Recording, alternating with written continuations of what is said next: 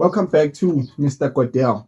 So this is a pleasant future. We're taking it back to our podcasting days. But today we're reacting to Billy Carson. To me, Billy Carson is an interesting case study because he's such a smart human being. Like when you listen to him, can clearly tell that this person is knowledgeable. He knows what he's talking about, especially when he talks about scientific things. I don't think he knows mathematics. They make these scientific books for the people. So I think he reads those and then equate that to whatever spiritual bullshit that he'd be talking about. But I respect him, respect Billy Carson. That's what I would say before we get into this video, because I think maybe there'll be swearing, it's not a PG show, slander to his name by myself, and there'll be a lot of criticism of what he's talking about. Of course, that's the whole point of this video. But I think if he was an actual science communicator, Morgan Freeman. Look at Morgan Freeman. He knows nothing about science, but they always call him to narrate scientific videos, scientific documentaries. Maybe if Billy Carson was something like that, I'll be a big fan. I'll be a huge fan of him because he's such an eloquent talker. He can talk. He knows what he's talking about a little bit. He knows enough to fool people, know enough to scam other people. That's what he's doing. So I have this video that he did. What's this channel called again? Danny Jones. It's a snippet. It's like a 1 hour clip. For some reason, from a 2 hour video to a 1 hour clip. But I feel like this has the best points of that particular podcast. So I'll be reacting to certain things that he said throughout this entire podcast because I think it's fascinating. This guy should really have been a science communicator. Go study physics. Go study science communication, Billy Carson. Okay, so I'll go to minute 110. That's when they arrived on this planet. They came here about 450,000 years ago. At the time that they arrived, Alalu, who made it through the hammered bracelet, which is the asteroid belt. At that time, the asteroid belt was still very chaotic because the asteroid belt is an exploded planet. An exploded planet that used to have the name. Okay. So, right at the get-go, this nigga says some bullshit. I don't know what minute we're in, but I think I can start swearing now. He says the asteroid belt was once a planet that exploded. So I'll explain to people what the asteroid belt actually is. So the asteroid belt is like a planet wanted to form. So these are the ingredients of a planet, but because Jupiter is so big, it doesn't allow that particular planet to form. So for the longest time, scientists believed that there was like a fifth planet beyond Mars, but there's so much space in between. They believe there might be a planet, but there isn't because the gravity from Jupiter prevents it to be a planet. So the asteroid belt is just planetary ingredients that couldn't form an actual planet. But let's hear the lies. They have the name of Tiamat. Before Earth even existed, you had... It just came up with the name, bro. Like, okay, if like there was a planet, listen to this. If there was a planet 450,000 years ago, it's not really that long of a time. Evolutionary scale is a very short period of time. The dinosaurs were extinct at that time. We know what was going on Earth about like 2 million years ago, 20 million years ago. We know we have fossil records, we have sedimentary rocks that preserves things. So when he's talking about a planet that existed 450,000 years ago, we would have known about that planet. We would have seen consequences of a planet exploding. That's all I'm saying. You had Mercury, Venus, which was in the position we're in now, and then you had Tiamat. Earth wasn't here yet. Tiamat had 2 moons. It probably had more than that. Okay, this is going to be a long video. Well, because it's less than 30 seconds. I've played less than 30 seconds of this video, and he said so much bullshit. I know where he's going with this. He said where there was Venus, and then where Mars is at, there was this planet Tiamat, which was in Earth. And it goes on to say that it was a huge planet that had rivals the glory of the sun. So it was so beautiful that even the sun isn't as beautiful as this particular planet, and this planet exploded. I'm guessing it exploded about 450,000 years ago because it said that's where they came from or something. It doesn't explain or he won't explain, then how do we know the age of the earth? How do we know how the earth formed? How do we know the earth and the moon's formation? We can tell that the moon's formation affected how earth formed, right? There's so much we know about the earth of 4 billion years ago. This particular person, Billy Carson, is ignoring all that particular science and just focusing on what will help him pursue the scam. I don't even know what he's selling. The scam, I think it sells books for people to go and read about the Anunnaki and Tiamat or something. But like, we know so much about the history of the earth that is ignoring everything just to make his story to make sense. But let's continue. More than that, but the two we know of is the moon we have now and Mars. Mars can be backtracked. Even modern mainstream astrophysicists agree that Mars was probably a moonlet that orbited a much larger planet based on the weird elliptical orbit that it has. Really? Yeah. So what happened? Okay.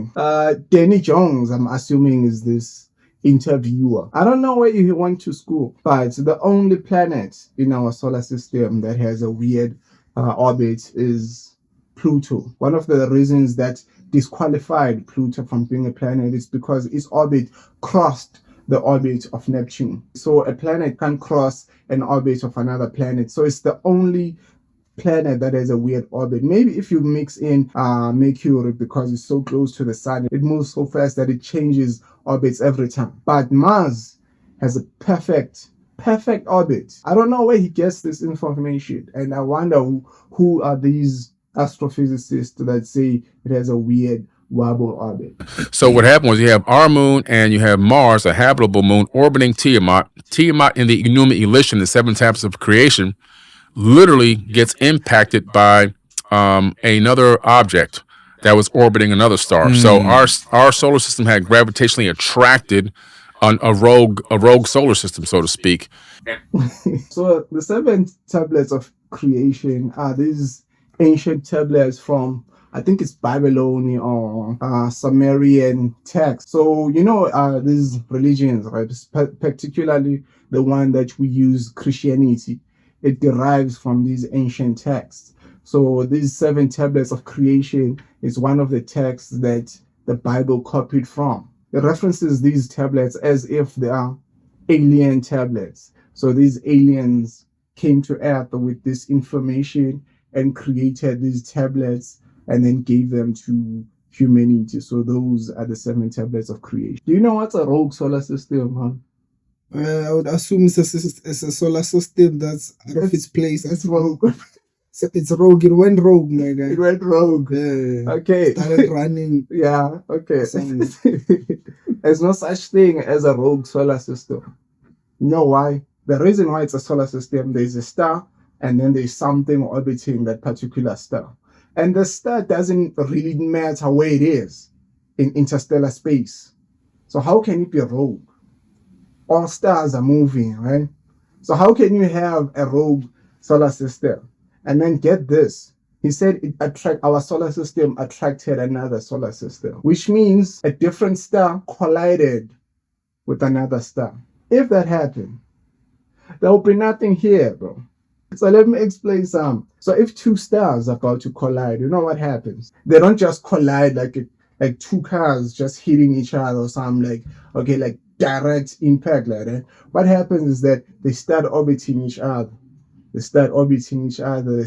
And then they collide and then create this explosion. So in 2014, I think 2014 or whenever, this Lego experiment about lasers that discovered the gravitational waves, right, of 2 black holes colliding with each other. The same process that happens when 2 black holes collide is the same that happens when 2 stars collide. So when he said our solar system attracted a rogue solar system, there would be nothing here because everything will escape to interstellar space. There are things called rogue planets. Rogue planets are planets that maybe their orbit was so fast that it escaped the gravitational force of its own star, and then you find rogue planets. You can never find rogue solar systems. Maybe a rogue solar system would be something like if there was a solar system orbiting the Milky Way galaxy and then it escapes the gravitational force from the Milky Way galaxy. And then I think that's impossible. We're in 2 minutes, and there's a lot the nigga has said. Okay, listen. When Tiamat exploded, now here's something interesting before I go that far. In the text, it says that Tiamat's glory rivaled the sun. It was a water-bearing planet with land and life. Now, who wrote that? How did they know that this planet had land and life, and that it You know who wrote it? Ancient people, because they were imagining things. And another thing, he keeps talking about this. He says that this particular text was written 3,000 years ago. Right? We know what was going on 3,000 years ago. Homo sapiens were not there. So who could have wrote a text 3,000 years ago? No one. He's just pretending or is just speculating that the text is 3,000 years old. No one ever carbon dated these rocks. So maybe they have, but I'm sure they don't date back to 300,000 years. and that it rivaled the sun's glory. That in other words, when the sun shined on it, it beamed back because it had so much water and it was so massive. It was 6 times larger than Earth. 6 times the size of the Earth is not really that big. Couldn't rival the sun whatsoever. It would be still insignificant compared to the sun. Let's continue. Somebody had a view of this planet from somewhere in the solar system. But anyway, so it exploded. A huge chunk swung away with all that land and organic material and recoalesced as the Earth. The moon then was put into place to balance the wobble.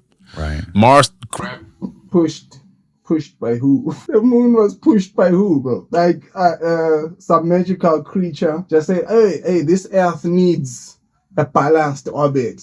So this moon from Tiamat should come here to Earth to balance the orbit. Wow. Let's continue, bro.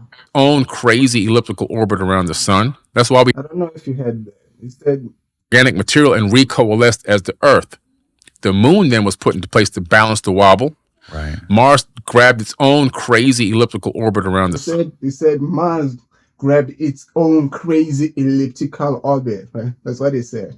Noah's crazy about that. Every planet has an elliptical orbit. It grabbed its own crazy elliptical. Like other planets have maybe a circular circular orbit or something. But hey, man, we need 4. Let's see. Let's never be talking so much bullshit. And you can tell the years Yeah. by the depth of the mind. In your book, you mentioned that some of these Ajiji were working for like 3,600 years to terraform the Earth or something like that. So, so getting back to, we kind of got a little bit off track. Okay. Terraform the Earth, right? Terraform the Earth. Let's break that down. All right. Do you know what's the meaning of terra, by the way? Like terra. Yeah. I don't know what's the meaning. Terra, it's Earth. So the word terra means Earth. So when he says terraform the Earth, I don't know what he means. Does it make Earth into Earth? Maybe he's trying to say that they spent 3,200 years trying to make Earth habitable. Maybe that's what he's trying to say, right? Because you can't terraform Earth. It's already terra. Like, Guardians of the Galaxy, right? They always, when they mention Earth, they always say, you are from Terra. I don't know if, like, you caught that. But Terra means Earth. Talking about the origin of the Anunnaki was 4,500 years ago. 450,000. Yeah. I'm sorry. Yeah. Yeah. 450,000 years ago. Yeah. And they came from somewhere else, right? That's the meaning. Anunnaki means not from Earth, right? Right. So they came after there was a bigger planet that was 6 times the size of Earth. It somehow smashed into something and created the Earth. Right. So after that, why did they come here, and how did the tablets say exactly why they came here? If you notice in our book, The Epic of Humanity, there's the most tablets ever referenced in any one book in history, first of all. This book has more references to more tablets and excerpts from those tablets.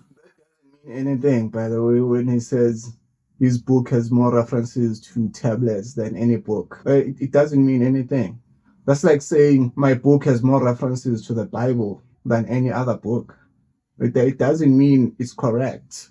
It just means I just like reading the Bible. Doesn't qualify him for anything. Like, it's not like these scriptures or these tablets are like some ancient, futuristic, intergalactic secrets that is like sharing with us.